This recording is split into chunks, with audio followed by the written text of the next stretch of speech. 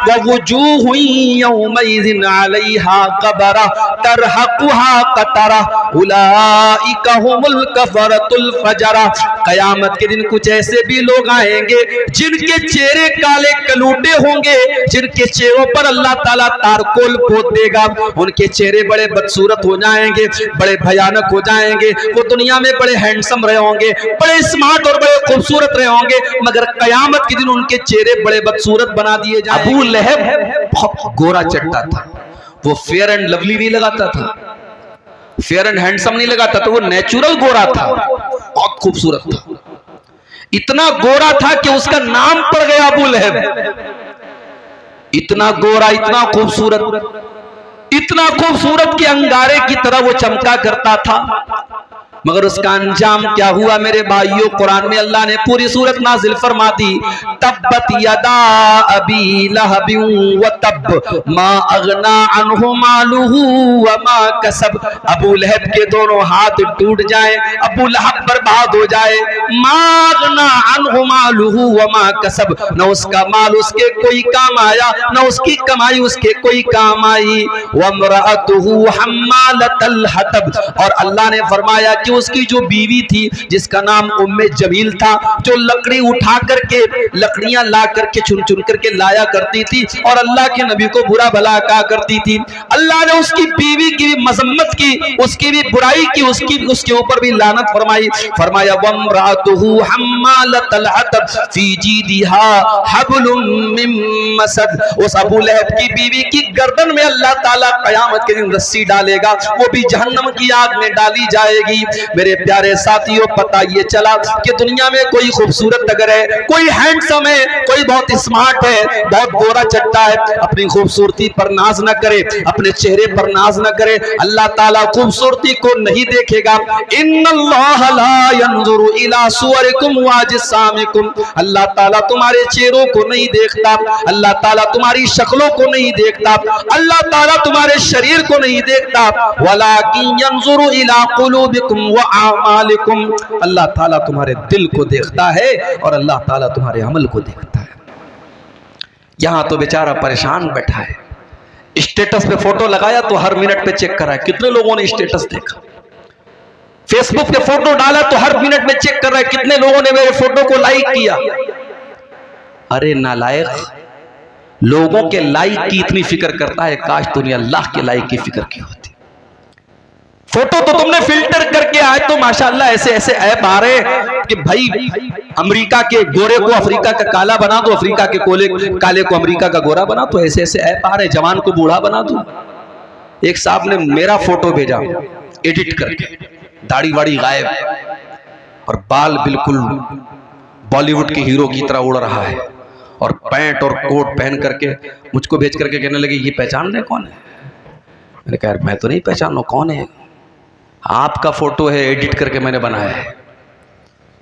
तो ये दौर है मेरे भाई, एडिट करके किसी फोटो आप बदल सकते हैं, मर्द को औरत बना सकते हैं, जवान को बूढ़ा बना सकते हैं, बूढ़े को जवान बना सकते हैं, वो दौर है ये। अब हमारा नौजवान बेचारा जब फोटो लेता है ना, मैं कहीं प्रोग्राम में जाता हूँ, बाज नौजवान आते बोले सब एक सेल्फी ले लेता हूँ, तो मैं देखता हूं तो वो मोबाइल पर डायरेक्ट कैमरे से सेल्फी नहीं लेता, उसमें ऐप आता है स्नैपचैट और फलाना और डिकाना, तो उससे वो और खूबसूरत बनने लगता है अपने आप। अब ये फोटो वो फेसबुक पे डालता है और साहब बड़ी उसको फिक्र है कि मेरे फोटो को कितने लोगों ने लाइक किया। मेरे नौजवान साथियों, जितनी फिक्र आपको अपने इस फोटो के लोगों के लाइक करने की है, काश इतनी फिक्र इस बात की होती कल कयामत के दिन अल्लाह ताला हमको लाइक करेगा कि नहीं करेगा। अल्लाह की कसम, आपने अपने चेहरों को बहुत खूबसूरत बना भी लिया और बहुत मेकअप करके मेरी प्यारी माँ बहनों आपने अपने आप को खूबसूरत बना भी लिया। ब्यूटी पार्लर में आजकल देखिए वीडियो भी आता होगा फेसबुक के ऊपर कि बूढ़ी औरत को ब्यूटी पार्लर वाले जवान बना देते हैं, काली औरत को गोरी बना देते हैं, बदसूरत को खूबसूरत बना देते हैं। आपने ब्यूटी पार्लर में जाकर के अपनी बदसूरती को खूबसूरती में तब्दील कर भी लिया, अपने चेहरे को खूबसूरत बना भी लिया, दिया, मगर माफ करना मेरी बहनों और माफ करना मेरे भाइयों, अगर आपका दिल खराब है और आपका अमल सही नहीं है तो कल कयामत के दिन आपका अंजाम वाला है। अल्लाह कुरान में फरमाता है ववुजूहु यौमइज़िन अलैहा ग़बरा तरहक़ुहा क़तरा उलाइका हुमुल कफ़रतुल फजरा। कयामत के दिन कुछ ऐसे भी लोग आएंगे जिनके चेहरे काले कलूटे होंगे, जिनके चेहरों पर अल्लाह ताला तारकोल पोत देगा, उनके चेहरे बड़े बदसूरत हो जाएंगे, बड़े भयानक हो जाएंगे। वो दुनिया में बड़े हैंडसम रहे होंगे, बड़े स्मार्ट और बड़े खूबसूरत रहे होंगे, मगर कयामत के दिन उनके चेहरे बड़े बदसूरत बना दिए होंगे। फरमाया उलाइका हुमुल कफ़रतुल फजरा, ये वो लोग होंगे जो अल्लाह का इनकार करने वाले, उसकी शरीयत का इनकार करने वाले, ये हराम खाने वाले और गलत काम करने वाले और नाजायज काम करने वाले और अल्लाह को नाराज करने वाले काम करने वाले होंगे। दुनिया में इंसान फेसबुक चला रहा है, मोबाइल चला रहा है, कोई गलत चीज देख लिया, अब डर भी है कि माँ के हाथ में लग गया, भाई के हाथ में लग गया तो देख न ले, तो क्या करता है, डिलीट कर देता है। ब्राउजर पे कोई चीज देखा डिलीट, व्हाट्सएप की चैटिंग डिलीट, फेसबुक का मैसेंजर की चैटिंग डिलीट, सब डिलीट कर दिया। दुनिया से आपने सब डिलीट कर दिया। मेरे प्यारे भाइयों, जो अल्लाह ताला का डाटा रिकॉर्ड हो रहा है, अल्लाह ताला के फरिश्ते तो सब रिकॉर्ड कर रहे हैं, एक एक अदा आपकी रिकॉर्ड कर रहे हैं।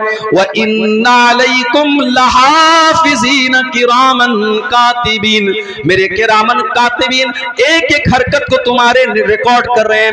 यालमून मा तफ़अलून, तुम जो जो कर रहे हो मेरे फरिश्तों को मालूम है। फरिश्ते सब रिकॉर्ड कर रहे हैं और फरिश्ते तो कर ही रहे हैं। हमने मोबाइल को उंगली से टच किया, हमारी उंगली भी रिकॉर्ड कर रही है। हमने मोबाइल पर आंखों से कुछ देखा, हमारी आंखों के अंदर जो उसकी रिकॉर्डिंग हो रही है। हमने कानों में हेडफोन लगा के, ईयरपोर्ट लगा के कुछ सुना, हमारे कान भी उसको रिकॉर्ड कर रहे हैं। और कयामत के दिन आंख भी गवाही देगी और कान भी गवाही देंगे और हमारी उंगली भी गवाही देगी। अल्लाह ने फरमाया हत्ता इज़ा मा जाऊहा शहीदा अलैहिम समउहुम व अबसारुहुम वजुलूदुहुम बिमा कानू यअमलून। कयामत के दिन जब तुम आओगे, तुम्हारी आंखें भी तुम्हारे खिलाफ गवाही देंगी, तुम्हारे कान भी तुम्हारे खिलाफ गवाही देंगे, तुम्हारे बदन की चमड़ी भी तुम्हारे खिलाफ गवाही देगी। वक़ालू लिजुलूदिहिम लिमा शहिदतुम अलैना क़ालू अंतक़नल्लाहुल्लज़ी अंतक़ कुल्ल शै। इंसान कहेगा अपनी चमड़ी से, तू कैसे बोल रही है, तू कैसे बात कर रही है। इंसान की चमड़ी कहेगी आज अल्लाह ने हमको बोलने की ताकत दी है, बोलने की शक्ति दी है और आज हम तेरे करतूतों का पर्दाफाश करेंगे, तेरे पोल खोलेंगे, तेरा सब कुछ बयान करेंगे। इसकी फिक्र करो मेरे भाई। ये उंगली से जो टच करते हो उंगली गवाही देगी, ये कानों से जो सुनते हो कान गवाही देंगे, आंखों से जो देखते हो आंख गवाही देगी। और अल्लाह हिसाब नहीं लेगा, अल्लाह हिसाब तो बाद में लेगा। दुनिया में क्या होता है, रिजल्ट मिलता है स्कूल में बच्चों को, उस पर लिखा रहता है पास है कि फेल है, पास है तो कौन सी डिवीजन से पास है, कितने परसेंटेज मिले। दुनिया में ये तो नहीं होता ना कि बच्चे को ला करके एग्जाम की कॉपी दे दी जाती है, लो भाई देखो तुमने जो लिखा वो नंबर मिला, ऐसा नहीं होता। एग्जाम की कॉपी कब मिलती है, जब बच्चे के गार्जियन कहते हैं कि सर हमारे बच्चे ने तो बहुत अच्छा इंग्लिश का पेपर दिया था, आपने 100 में उसको 70 मार्क्स दिए हैं, 70 नंबर दिए हैं, हमारा बच्चा तो कह रहा है उसके सारे जवाब सही थे। तो टीचर क्या करता है, कॉपी निकालता है और कॉपी निकाल के बच्चे के पेरेंट्स को दिखा देता है, उसके माँ बाप को, देखिए ये है आपके बच्चे की कॉपी, आपके बच्चे ने जितना लिखा था उसका उतना नंबर उसको मिल गया। कयामत के दिन अल्लाह तबारक व तआला हमारी मार्कशीट नहीं देगा, हमारी आंसर बुक देगा। वकुल्ल इंसानिन अलज़मनाहु ताइरहु फी उनुक़ी, हर इंसान का नाम आमाल उसकी गर्दन में हम लटका देंगे। वकुल्ल इंसानिन अल्ज़मनाहु ताइरहु फी उनुक़ि व नुख़रिजु लहू यौमल क़ियामति किताबन यल्क़ाहु मंशूरा। उसकी पूरी जिंदगी का कच्चा चिट्ठा एक खुली हुई किताब की शक्ल में उसकी गर्दन में लटका दिया जाएगा और अल्लाह फरमाएगा इक़रा किताबक कफ़ा बिनफ़्सिकल यौमा अलैका हसीबा। मेरे बंदे ये तू अपनी किताब को खुद पढ़ ले, अपनी आंसर बुक को खुद देख ले, तू क्या करके आया है, तूने क्या क्या गुनाह के काम किए, क्या तूने अच्छे काम किए, सब रिकॉर्ड कर लिया गया है। ये तेरी किताब है, तू खुद हिसाब करके बता दे तुझे कितने नंबर मिलने चाहिए, तुझे पास होना चाहिए या फेल होना चाहिए, तुझे कामयाब होना चाहिए या नाकाम होना चाहिए, तुझे जन्नती होना चाहिए या जहन्नमी होना चाहिए। ये है अल्लाह ताला का सिस्टम मेरे भाई। हम दुनिया की खूबसूरती पर इतरा रहे हैं, नहीं मेरे भाइयों, कयामत के दिन अल्लाह हमारी खूबसूरती नहीं देखेगा, अल्लाह हमारा अमल देखेगा, हमारा तकवा देखेगा। हजरत बिलाल कौन से खूबसूरत हैं? हजरत बिलाल कोई दुनिया के स्टैंडर्ड के हिसाब से कोई गोरे चट्टे भी नहीं, कोई खूबसूरत भी नहीं है, वो तो हबशा के रहने वाले हैं, उनका रंग तो काला है, वो तो काले हैं, मगर उनका मकाम क्या है मेरे प्यारे भाइयों? इतनी मीठी आवाज हजरत बिलाल की है कि जब अल्लाह के नबी खाने काबा को फतह करते तो कहते हैं बिलाल इस खाने काबा की छत पे चढ़ के तू अजान दे। और दुनिया ने देखा कि जिस खाने काबा के अंदर 360 बुतों को रखा गया था, उसकी छत पे खड़े करके बिलाल हबशी अज़ान देते हैं और लोगों को नमाज की दावत देते हैं। बिलाल का ये मकाम है कि अल्लाह के नबी जब मेराज के सफर पे जाते हैं, आप कहते हैं कि मैंने अपने आगे जन्नत में किसी के चलने की आवाज सुनी, मैंने किसी के पैरों की आहट की आवाज सुनी, मुझे बताया गया कि ये हजरत बिलाल के कदमों की आहट है। जब आप दुनिया में तशरीफ लाए, आपने पूछा कि है बिलाल तू कौन सा ऐसा अमल करता है कि मैंने जन्नत में तेरे कदमों की आहट की आवाज सुनी थी? हजरत बिलाल ने कहा अल्लाह के नबी मुझे ऐसा कोई अमल तो याद नहीं है, हाँ एक बात मेरे अंदर है, मैं कभी बेवजू नहीं रहता हूँ, पेशाब किया, लेटरिन की हाजत हुई, हवा खारिज हो गई, जब भी मेरा वजू टूट जाता है मैं वजू कर लेता हूँ और जब भी मैं वजू करता हूँ मैं 2 रकात नमाज पढ़ता हूँ। अय अल्लाह के नबी हो सकता है कि यही अमल हो? आपने फरमाया कि हाँ ए बिलाल यही वो अमल है जिसने तुझे इस मकाम तक पहुंचाया। यही बिलाल थे जब इन्होंने इस्लाम को कबूल किया, इनके मालिक ने उमैया इब्ने खल्फ ने इनको अरब के तपते हुए सहरा में, अरब के तपते हुए बालू पर लिटा दिया और इनके सीने पर गर्म पत्थर रख दिया और इनके ऊपर प्रेशर डाल करके कहने लगा कि ए बिलाल अगर तू इस्लाम को छोड़ दे तो मोहम्मद का दीन छोड़ दे, ए बिलाल हम तुझे तकलीफ देना छोड़ देंगे। मेरे नौजवान साथियों, बिलाल कोई बहुत बड़ा लिखा इंसान नहीं, बिलाल कोई खूबसूरत इंसान नहीं है, बिलाल कोई हैंडसम इंसान नहीं है, मगर बिलाल के सीने में जो दिल है उस दिल में अल्लाह की मोहब्बत भरी है, रसूल की मोहब्बत भरी है। उस अरब के तपते हुए सहरा में लेटा हुआ बिलाल, सीने पर गर्म पत्थर रखा हुआ बिलाल, सीने की चर्बी बिलाल की पिघल रही है और बिलाल के पीठ को अरब की तपती हुई रेत उनकी पीठ को पिघला रही है, मगर फिर भी बिलाल की जुबान से क्या निकलता है? अहद अहद अहद, मेरा अल्लाह एक है, मेरा माबूद एक है, मेरा रब एक है। बिलाल अपनी तौहीद को छोड़ने को तैयार नहीं है। और हमारी नौजवान नस्ल का क्या हाल है? बरेली शहर, उत्तर प्रदेश के बरेली शहर में 8 साल तक मदरसे में पढ़ने वाली लड़की फेसबुक पर किसी ने आई लव यू बोल दिया, मोहब्बत का इकरार कर दिया, उसके जाल में फंसती है और इस्लाम को छोड़ करके उसके मजहब में दाखिल होती है, उसके साथ जाके शादी कर लेती है। ये हमारी कौम की हालत है। शर्म से चुल्लू पर पानी में डूब मरना चाहिए हमें। हमको तो लगता है कि साहब ये तो अखबार में खबर आई है, ये सिर्फ एक खबर नहीं है, ये पूरी कौम के लिए सोचने का मकाम है मेरे भाई। और इसीलिए मैं कहता हूं कि इन मदरसों को आप हकीर मत समझो, जब तक ये मदरसे बाकी हैं आपके बच्चों और बच्चियों को अल्लाह और उसके रसूल के बारे में बताया जा रहा है। आपके कॉन्वेंट स्कूलों में नहीं बताया जा रहा है, आपके इंग्लिश स्कूलों में नहीं बताया जा रहा है उसको इस्लाम के बारे में, तौहीद के बारे में। अभी राजस्थान से खबर आई कि साहब बुर्का पहनने वाली और नकाब पहनने वाली लड़कियां स्कूल में क्या कर रही हैं? सूर्य नमस्कार कर रही हैं। और मीडिया भी ऐसी खबरों को मिर्च मसाला लगा के खूब बताता है। आप देखिए मुसलमान लड़कियां सूर्य नमस्कार कर रही, क्या इस्लाम के अकीदे के हिसाब से ये ठीक है? हम सूर्य को भगवान नहीं मानते, हम सूर्य को रब नहीं मानते। हमारा अकीदा क्या है? वश्शम्सु तजरी लिमुस्तक़र्रिन लहा ज़ालिका तक़दीरुल अज़ीज़िल अलीम। सूरज अल्लाह ताला के इशारे पर चलता है, अल्लाह के कानून के मुताबिक चलता है।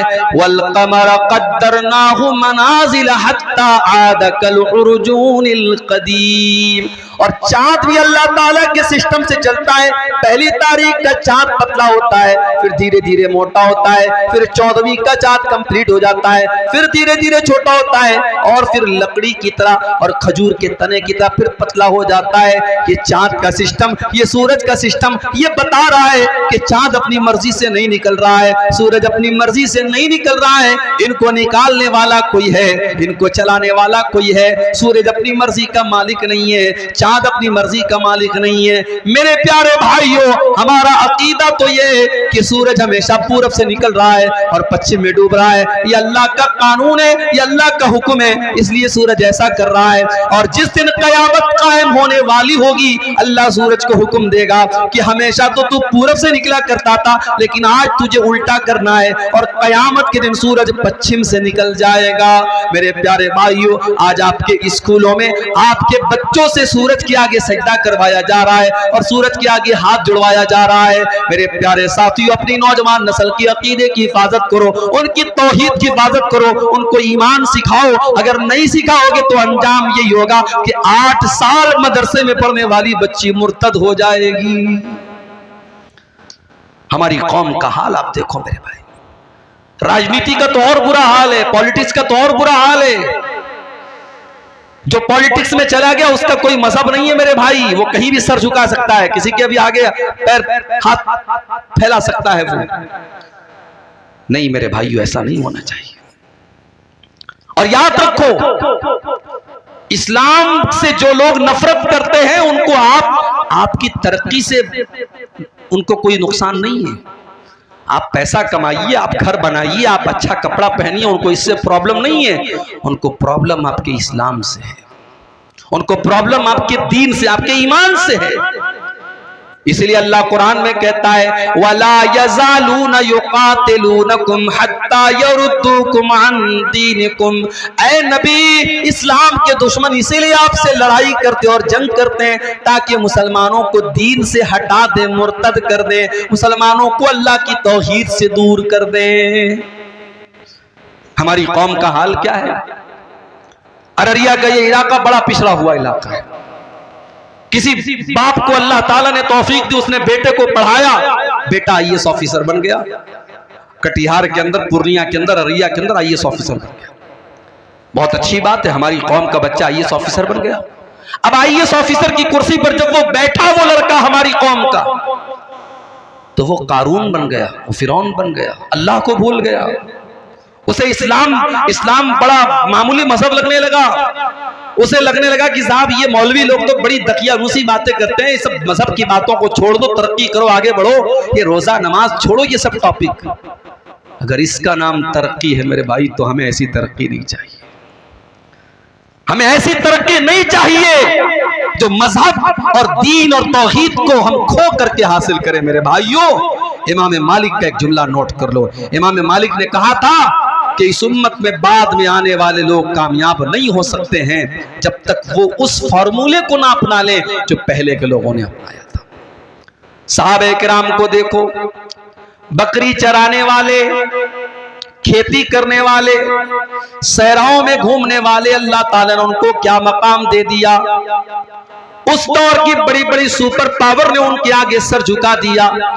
ईरान की सुपर पावर जिसको किसरा कहा जाता था, और रोम की सुपर पावर जिसको कैसर कहा जाता था, कैसर और किसरा ने भी उनको सैल्यूट किया और उनके आगे झुकना पड़ा। और बैतुल मुकद्दस जो एक जमाने तक यहूदियों के कब्जे में, ईसाइयों के कब्जे में था, उस बैतुल मुकद्दस को भी मुसलमानों ने अपने कंट्रोल में लिया और वहां पर नमाज शुरू हो गई। मेरे प्यारे साथियों, ये सारे के सारे हालात सहाबे किराम के दौर में हुए। सहाबे किराम ने तरक्की के नाम पर अपने दीन को नहीं छोड़ा, अपने ईमान को नहीं छोड़ा, अपने इस्लाम को नहीं छोड़ा। उन्होंने वक्त की फिरौनों की आंखों में आंखें मिला करके उनको घुटनों के बल गिरने पर मजबूर कर दिया, मगर अपने दीन और अपने ईमान से कभी कॉम्प्रोमाइज नहीं किया।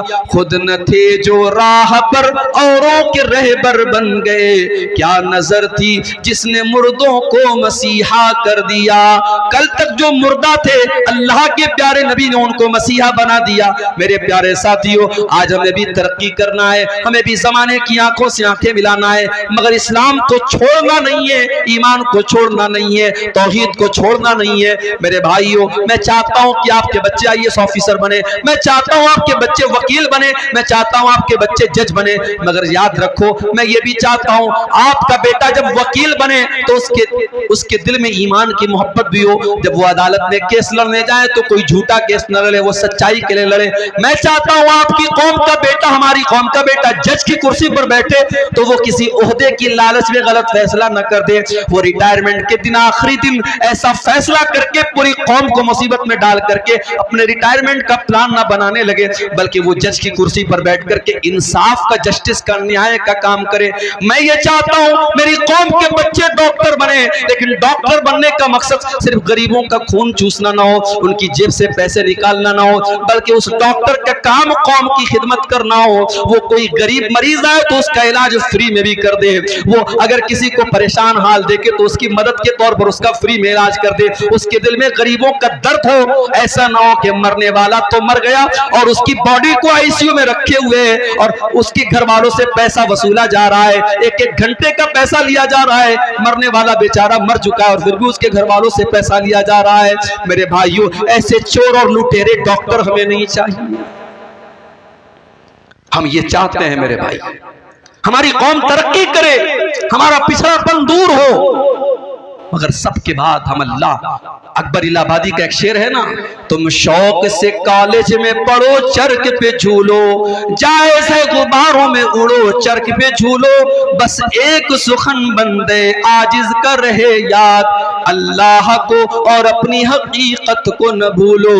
हम यही चाहते हैं, हम अल्लाह को भूलने वाले न बन जाए मेरे भाई, इसलिए कि जो अल्लाह को भूल जाएगा वो न दुनिया में चैन पाएगा ना आखिरत में चैन पाएगा। वमन आरज़ा अन ज़िक्री फ़इन्न लहू मईशतन ज़न्का, अल्लाह फरमाता है जो मुझे भूल जाएगा, जो मेरे जिक्र से मुंह मोड़ेगा, जो मेरी शरीयत से मुंह मोड़ेगा, हम उसकी जिंदगी को बेचैनी वाली जिंदगी बना देंगे। व नहशुरुहु यौमल क़ियामति आमा, और क़यामत के दिन हम उसे अंधा बना करके उठाएंगे। क़ाल रब्बि लिमा हशरतनी आमा, और क़यामत के जब अंधा बना करके आएंगे तो कहेगा अल्लाह मुझे अंधा क्यों बना दिया। अल्लाह फरमाएगा कज़ालिका अततका आयातुना फनसीतहा व कज़ालिकल यौम तुनसा।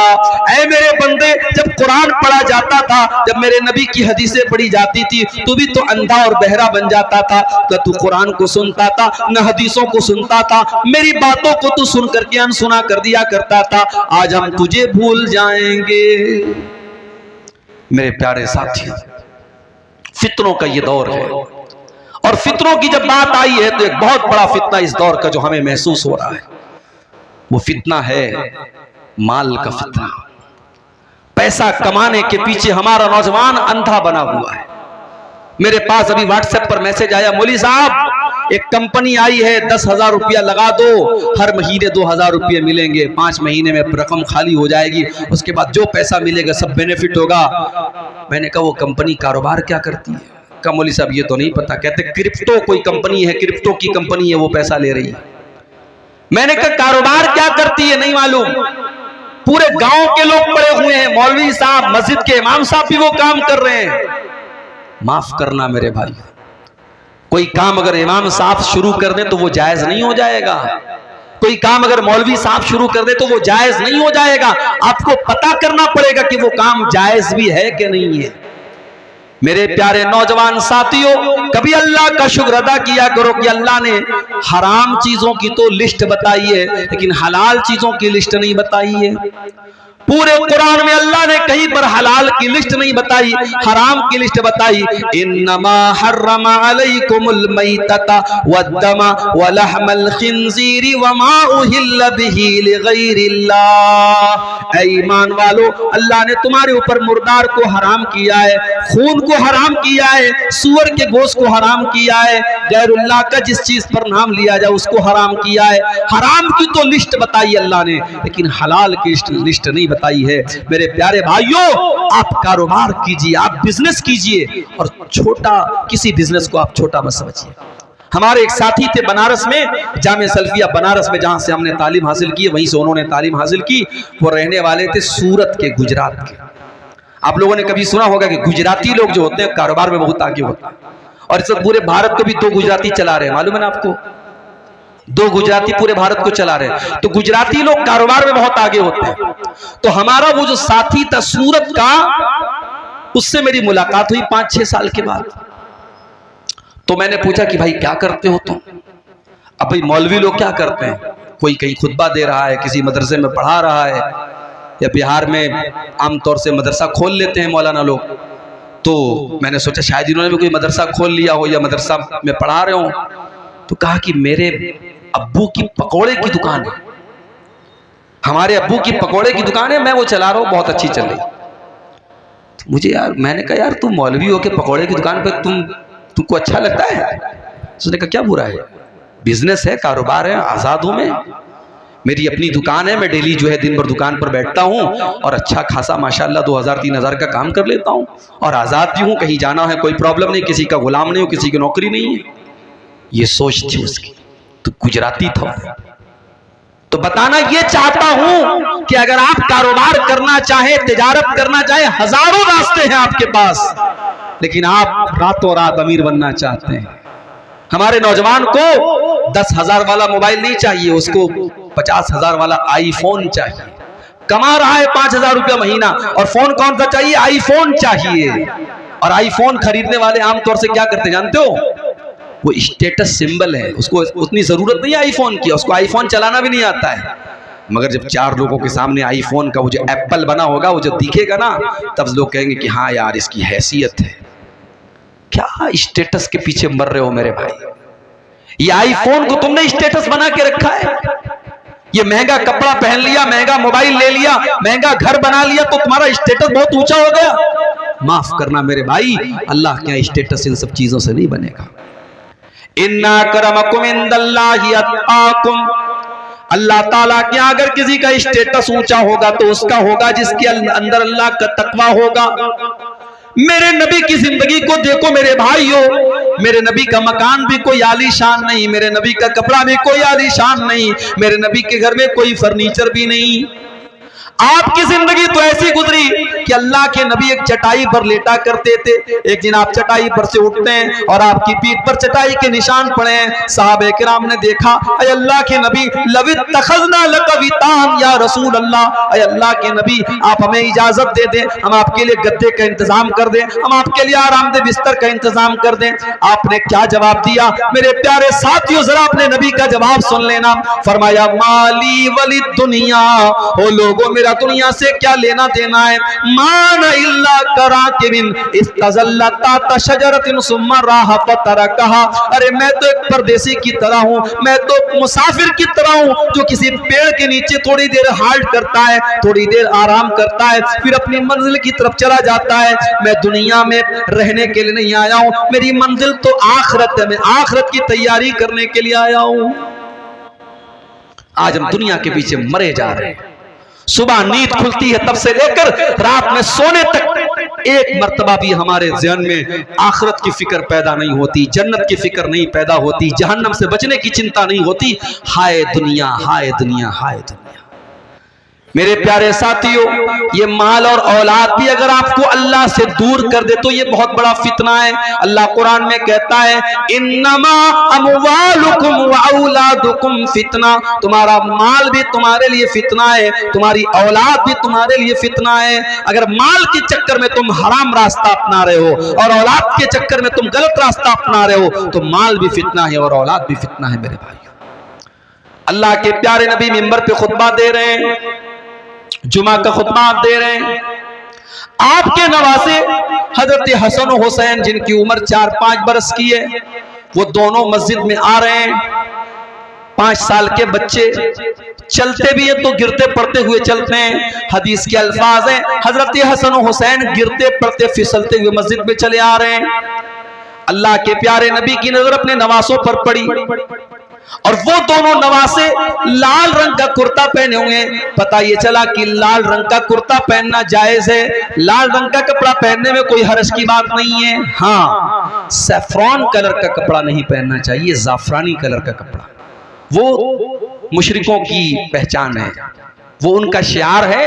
अगर कोई रेड कलर का लाल रंग का शर्ट पहनता है, कुर्ता पहनता है, चाहे मर्द हो चाहे औरत, तो कोई हर्ज की बात नहीं। नबी के नवासे लाल रंग का कुर्ता पहन करके आ रहे हैं और अल्लाह के नबी की नजर पड़ गई। हदीस के अल्फाज हैं, आपने अपने खुतबे को रोका और आपने अपने दोनों नवासों को गोद में लिया, उनको लाडो प्यार किया और उनको प्यार करने के बाद आपने फरमाया कि ओ लोगों, अल्लाह ताला ने कितनी सच्ची बात कही है कुरान में, इन्नमा अमवालुकुम व औलादुकुम फितना, तुम्हारा माल तुम्हारे लिए फितना है, तुम्हारी औलाद तुम्हारे लिए फितना है। अच्छा एक बात बताओ, अल्लाह के नबी ने खुतबा रोका, नवासों को गोद में लिया और ये बात कही, इसमें कितना टाइम लगा होगा? ज्यादा से ज्यादा 2 मिनट लगा होगा, 3 मिनट लगा होगा, 5 मिनट मान लो। 5 मिनट के लिए अल्लाह के नबी ने खुतबे को रोका और अपने नवासों को, अपने बच्चों को गोद में लिया, तो आपने उसको फितना कहा है। और हमारा हाल क्या है? हमारा हाल तो यह है कि हम 24 घंटे दुनिया में डूबे हुए हैं, दुनिया के लालच में पड़े हुए हैं और इस कदर लालची हो चुके हैं। अजान की आवाज आती है, 5 टाइम अजान देने वाला अजान दे रहा है, अस्सलातु खैरुम मिन नौम की आवाज दे रहा है, और हम अपनी दुकान पे बैठे हुए हैं। हमारा कारोबार चल रहा है, हमारा बिजनेस चल रहा है, हमारी दुकान बंद नहीं हो रही, हमारे कारोबार पर कोई फर्क नहीं पड़ रहा है। यानी 5 टाइम की नमाज में, फजर की नमाज तो बिल्कुल सुबह पढ़ी जाती है, अगर 4 टाइम की जो नमाज है, जोहर, असर, मगरिब, इशा, अगर चारों नमाज को अगर आपके वर्किंग टाइम में मान लिया जाए, आपकी दुकान के, आपके कारोबार के टाइम में, और एक नमाज पे आधा घंटे का टाइम मान लिया जाए, तो यानी आप 24 घंटे में 2 घंटा भी अपने कारोबार से निकाल करके अल्लाह को देने को तैयार नहीं। जो अल्लाह आपको खिला रहा है, पिला रहा है, आपको ऑक्सीजन दे रहा है। मां के पेट में हम थे, अल्ट्रासाउंड के बगैर मां के पेट का भी फोटो नहीं आता है। अल्ट्रासाउंड जब होता है तो वो कैमरा जो होता है वो मां के पेट के अंदर रोशनी करके तब फोटो लेता है। मां के पेट में जहां रोशनी पहुंचने का कोई रास्ता नहीं है, अल्लाह तेरी कुदरत है कि तू वहां भी बच्चे का दिल बना रहा है, वहां भी बच्चे का दिमाग बना रहा है, वहां भी बच्चे की आंखें बना रहा है। और क्या मजाल है कि कोई एक आंख इधर हो और एक आंख इधर हो, एक कान यहां हो और एक कान यहां हो, पूरे बैलेंस के साथ, पूरे तवाज़ुन के साथ बच्चा पैदा होता है। आंख अपनी जगह पे है, कान अपनी जगह पे है, मुंह अपनी जगह पे है, दिमाग अपनी जगह पे है। ये अल्लाह की कुदरत देखो मेरे प्यारे साथियों, अल्लाह ताला मां के पेट में ये सारा प्रोसेस करता है। और आज हम और आप इतने बड़े नाशुक्रे हैं, उस अल्लाह के लिए हम 5 टाइम की नमाज भी पढ़ने को तैयार नहीं। इसीलिए अल्लाह कुरान में कहता है, रिजालुल्लाह तुलहीहिम तिजारतुन वला बैउन अन ज़िक्रिल्लाह, मेरे वो हकीकी बंदे और मेरे सच्चे मोमिन बंदे तो वो है, उनका कारोबार उनको नमाज से कभी नहीं रोकता है। वो नमाज भी पढ़ते और कारोबार भी करते हैं। और मैंने देखा है मुंबई के अंदर ऐसे ऐसे सेठों को देखा है मेरे भाइयों, आप यकीन करें, आपके अररिया में क्या कोई पैसा कमाने वाले होंगे, आपके पूर्णिया में क्या कोई पैसा ऐसा कमाने वाले होंगे, आपके किशनगंज में क्या पैसा कमाने वाले होंगे। मैंने मुंबई में ऐसे सेठों को भी देखा है जो बहुत बड़े करोड़पति अरबपति हैं, बहुत बड़ा उनका कारोबार है, मगर रमजान के आखिरी अशरे में वो एतिकाफ भी करते हैं। वो 10 दिन एतिकाफ में भी बैठते हैं, और जब वो एतिकाफ में बैठते हैं तो अपने कारोबार का जो मोबाइल है वो अपने भाई को, अपने घर को, अपने बेटे को दे करके आते हैं कि नहीं नहीं, अब ये 10 दिन मुझे अपने बिजनेस से कोई मतलब नहीं, अपने कारोबार से कोई मतलब नहीं, मैं 10 दिन अल्लाह की इबादत के लिए लिए लगा रहा हूँ, रिजालुल ला तुल्हीहिम तिजारतुन वला बयून अन ज़िक्रिल्लाह। मेरे सच्चे मोमिन बंदे तो वो हैं, उनका कारोबार उनको कभी अल्लाह के जिक्र से गाफिल नहीं करता, कभी नमाज से गाफिल नहीं करता। यखाफून यौमन ततक़ल्लबु फ़ीहिल क़ुलूब वल अबसार, इसलिए कि वो क़यामत के दिन से डरते हैं जिस दिन लोगों की दहशत का बड़ा बुरा आलम होगा। दहशत क्या होती है आपने देखा है। नेपाल में ज़लज़ला आया, बनारस में हल्का सा झटका महसूस हुआ। मैं तो उस वक्त ट्रेन में सफर कर रहा था, सुबह मेरी बीवी का फोन आया, कहने लगी रात में ज़लज़ला आपने देखा, ज़लज़ला आया था। मैंने कहा मैं तो ट्रेन में बैठा था, ट्रेन में तो हमेशा ज़लज़ला आता रहता है, ट्रेन हिलती रहती है।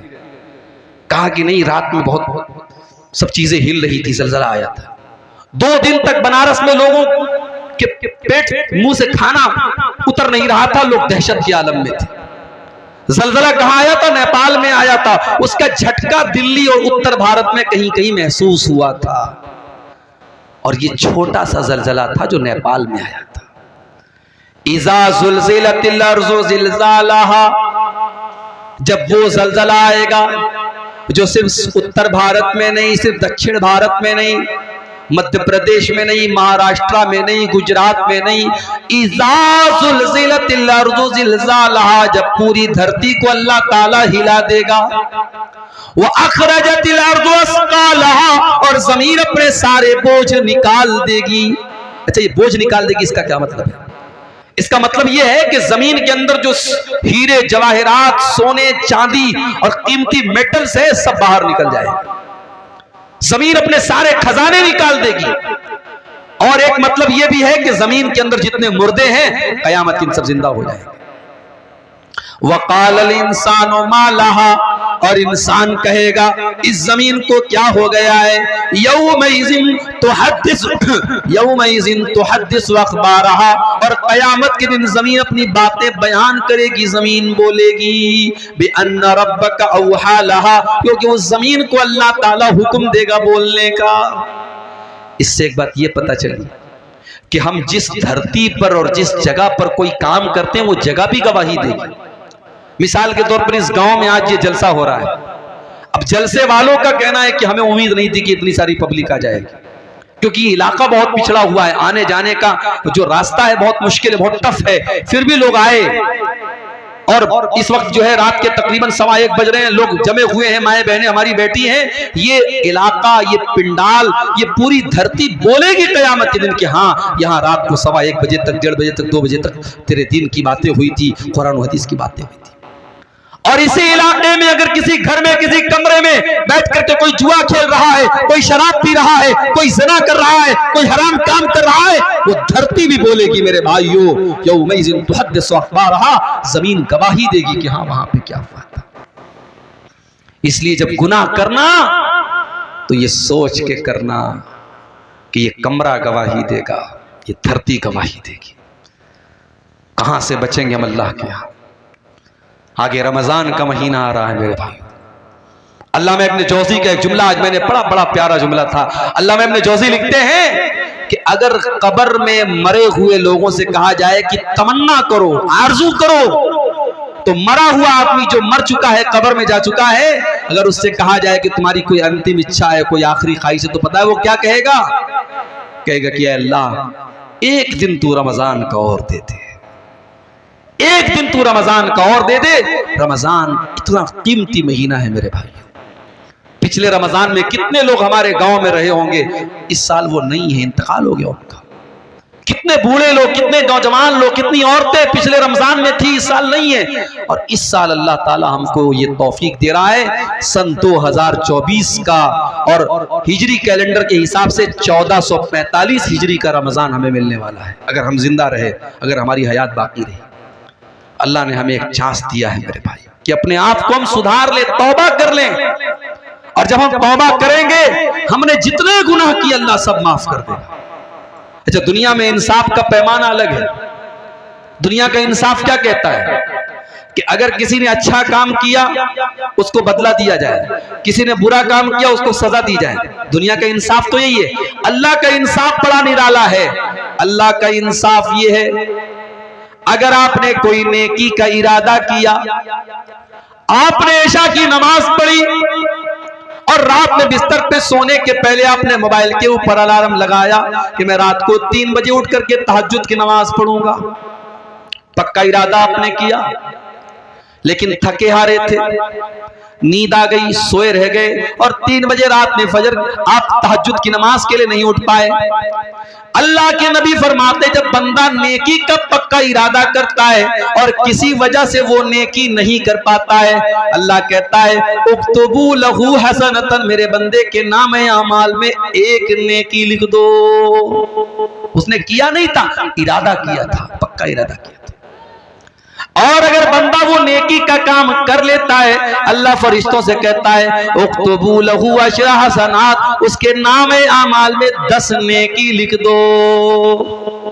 नेकी का इरादा किया तो 1 नेकी का सवाब, और नेकी कर लिया तो 10 नेकी का सवाब। उसके बाद एक और बंदा आता है और वो गुनाह करता है, अल्लाह फरमाता है इसके नाम आमाल में 1 गुनाह लिखो। उसने गुनाह का इरादा किया था, अल्लाह कहता है 1 गुनाह लिखो। उसने गुनाह कर लिया था, अल्लाह कहता है 1 गुनाह लिखो।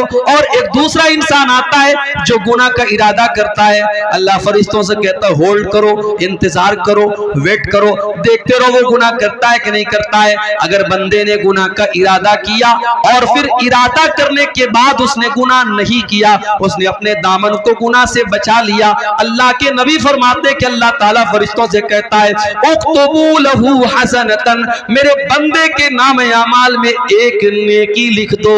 फरिश्ते कहते हैं अल्लाह उसने तो कोई नेकी का काम न किया, उसने तो कोई अच्छा काम न किया। आया अल्लाह उसने तो बुराई का इरादा किया था, उसने तो शराब पीने का इरादा किया था, उसने तो ज़िना करने का इरादा किया था। आय अल्लाह उसने गलत काम करने का इरादा किया था और बाद में उसने गलत काम नहीं किया, और तू कह रहा है कि हम 1 नेकी लिख दे। अल्लाह फरमाता है इन्नमा तरकहा मिन जर्राया, मेरे बंदे ने मेरे डर से गुनाह को छोड़ा है, मेरे खौफ से गुनाह को छोड़ा है, मेरे बंदे के नाम अमाल में 1 नेकी लिख दो। ये है अल्लाह का इंसाफ। इतना करीम है हमारा रब, इतना रहीम है, इतना मेहरबान है, और हम इतने बड़े नालायक हैं, नाशुक्र हैं कि उस अल्लाह से हम तौबा भी नहीं करते। मेरे भाइयों, अल्लाह को क्या पड़ी है कि अल्लाह अपना अजाब हम पर नाजिल करेगा। ये जितने परेशानियां हम पर आ रही हैं, ये हमारे अपने करतूतों का नतीजा है। अल्लाह हम पर अजाब भेजना नहीं चाहता है। अल्लाह तो खुद कुरान में कहता है मा यफ़अलुल्लाहु बिअज़ाबिकुम इन शकरतुम व आमनतुम व कानल्लाहु शाकिरन अलीमा। अल्लाह तुम पर अपना अजाब भेज करके क्या करेगा ऐ मेरे बंदो, अगर तुम अल्लाह का शुक्रिया अदा करने वाले बन जाओ, तुम अल्लाह के ऊपर ईमान लाने वाले बन जाओ, तो अल्लाह ताला तुम पर अपना अजाब नाजिल करके क्या करेगा। इसलिए मेरे भाइयों, फितनों के इस दौर में अगर हमसे कुछ गुनाह के काम हुए हैं, हम अल्लाह से तौबा कर लें और अपने आप को जहन्नम की आग से बचाएं। और जहन्नम की आग से बचाने के लिए बहुत सारे नेकी के काम आप कर सकते हैं। अल्लाह के नबी ने फरमाया इत्तकुन्नार वलौ बिशिक्कि तमरा, खजूर का टुकड़ा भी अल्लाह के रास्ते में दे करके अपने आप को जहन्नम की आग से बचा सकते हो तो बचा लो। ये मदरसा है, ये मस्जिदें हैं, ये दीन का काम है जहां आपसे चंदे की अपील की जा रही है। अल्लाह का शुक्र अदा करो कि आपसे चंदा मांगा जा रहा है, आपसे बाकायदा मौलवी लोग माइक पर आकर के आपसे अपील कर रहे हैं। वरना कयामत के पहले तो एक ऐसा दौर भी आएगा, अल्लाह के नबी फरमाते हैं कि सदका देने वाला सदका लेकर के निकलेगा, माल लेकर के निकलेगा, और कोई उसका सदका कबूल करने वाला नहीं होगा। इतना माल लोगों के पास आ जाएगा, इतना पैसा लोगों के पास आ जाएगा कि सदका करने वाला और दान देने वाला दान देना चाहेगा और सदका करना चाहेगा, मगर उसके सदका को कोई कबूल करने वाला नहीं होगा। ये मौका है मेरे भाइयों, जहन्नम की आग से अपने आप को बचा लो। रमजान का महीना आ रहा है, उसमें नेकी करके और उसमें रोजा रख करके, तरावी पढ़ करके, तहज्जुद पढ़ करके, कुरान पढ़ करके अपनी मग़फ़िरत का सामान कर लो मेरे भाई। ये फितनों का दौर है, फितनों का जमाना है, और इस दौर में अपने बच्चों की भी फिक्र करो। मैं कभी कभी कहता हूं अपनी तकरीरों में कि जब पैसा दिया करो अल्लाह की राह में तो बच्चों से दिलवाया करो।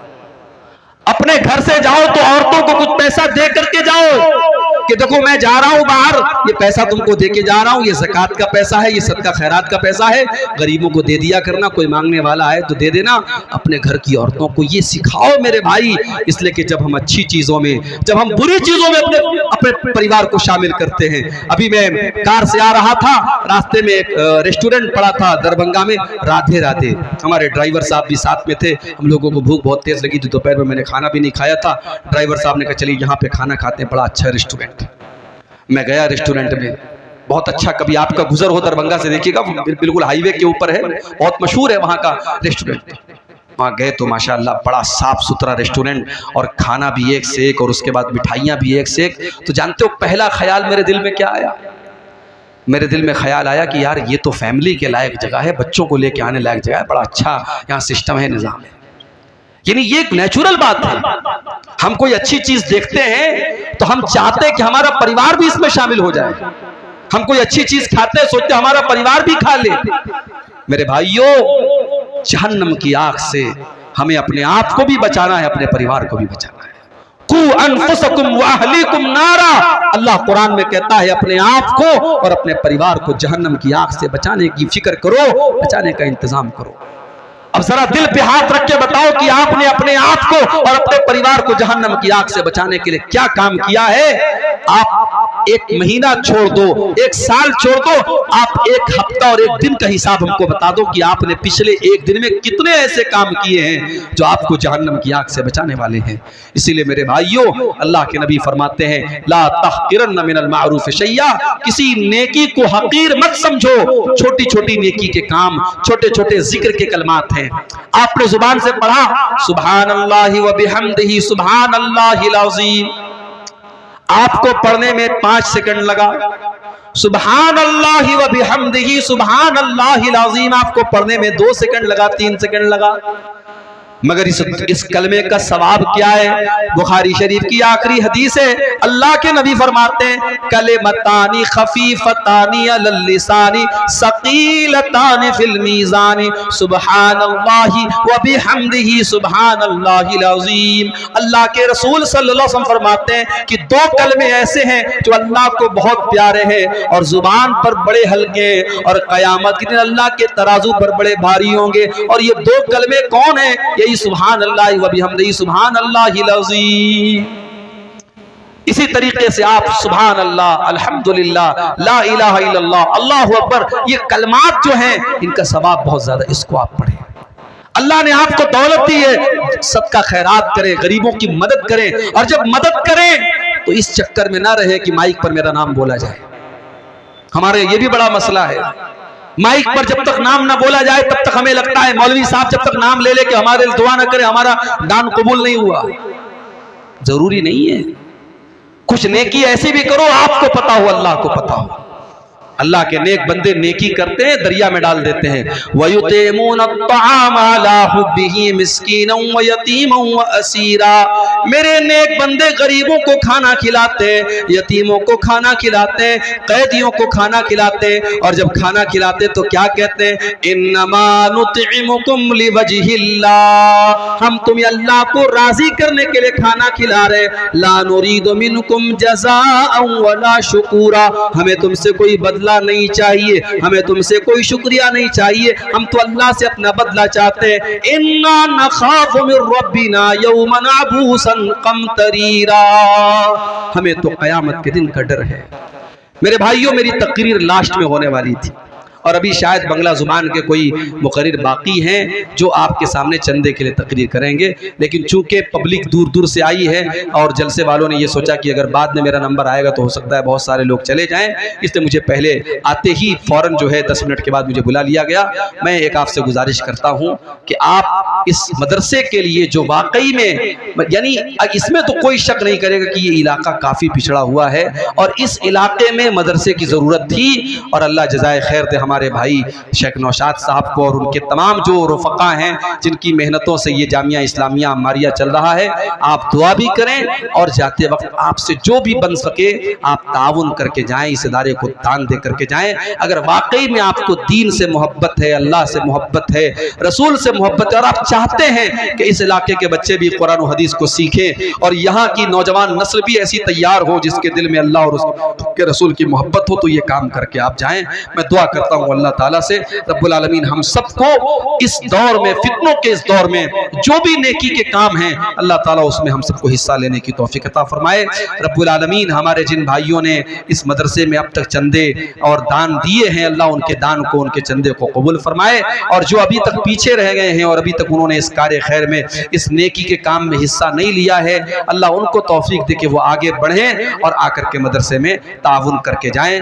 आमीन। अल्लाह ताला से हम ये भी दुआ करते हैं अल्लाह इस इलाके की पिछड़ेपन को दूर करे, इस इलाके को भी और इलाकों की तरह तरक्की अता फरमाए, यहाँ के लोगों की जिंदगियों में बरकतें अल्लाह ताला पैदा करे।